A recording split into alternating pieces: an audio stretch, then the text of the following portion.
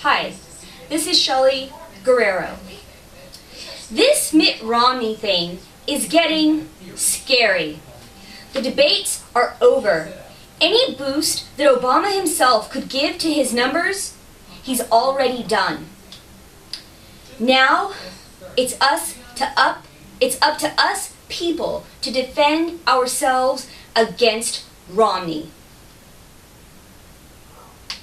I don't know what to do or what to say to change people's minds in other states. We divide ourselves up into these arbitrary little neighborhoods and groups of cities called states. And because some people are closer to others, they tend to think similarly. They're friends. They talk to each other. They come to a consensus. But thanks to the internet, I can talk to people in many states over from me, many neighborhoods away, and they talk to me too. And what I'm getting right now is mass hysteria, a hysteria like I have never seen before.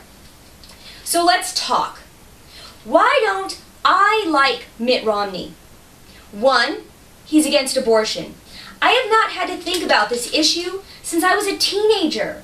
And then I was so glad that abortion was legal because as a kid, I just couldn't imagine something growing inside me.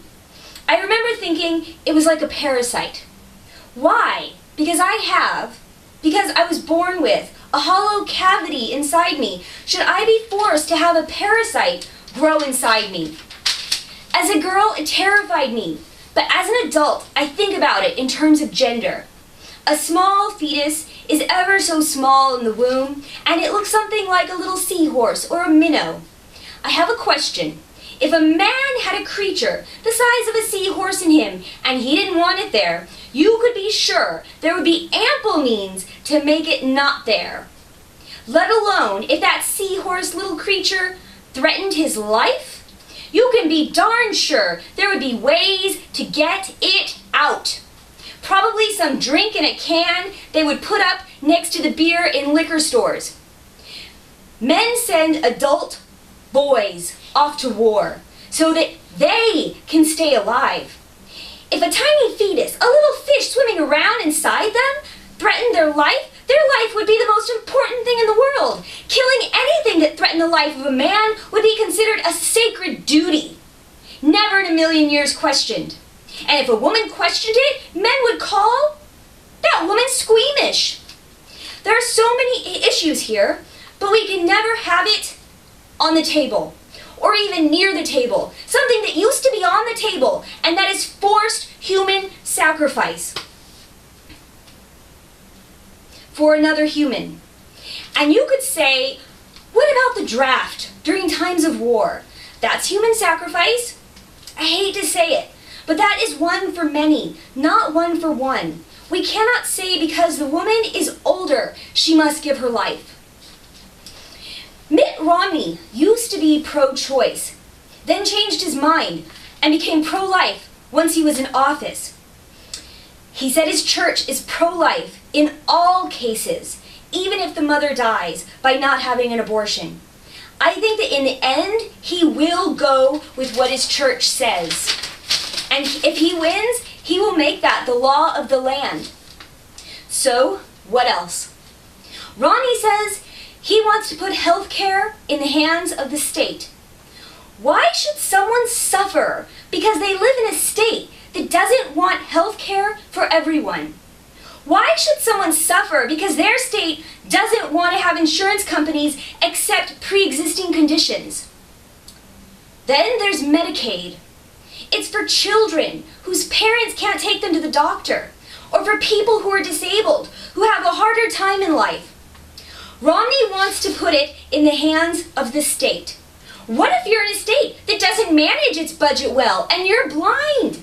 It's not as easy to pick up and go and find a state that has a nicer and actually funded Medicaid program. Is this guy serious?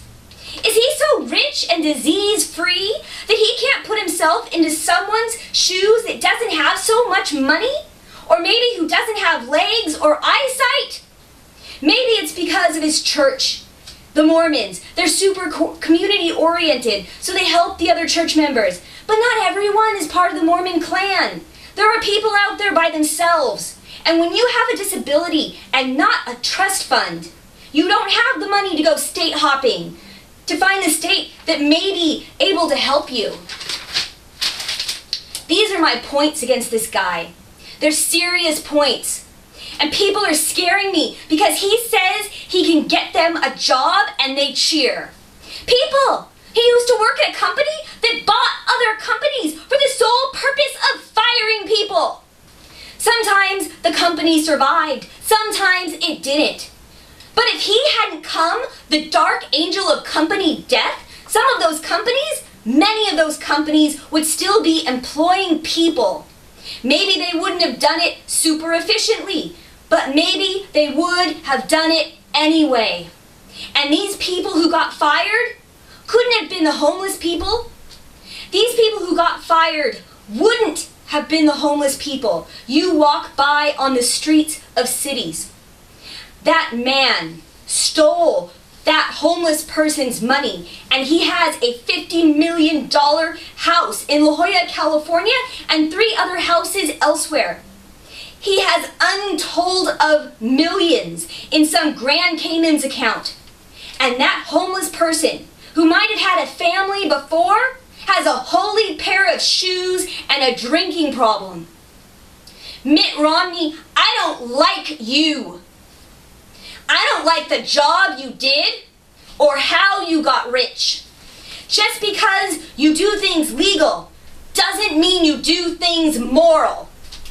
Those 25 birds you deride Obama for saving, those birds you say he saved and got in the way of money being made.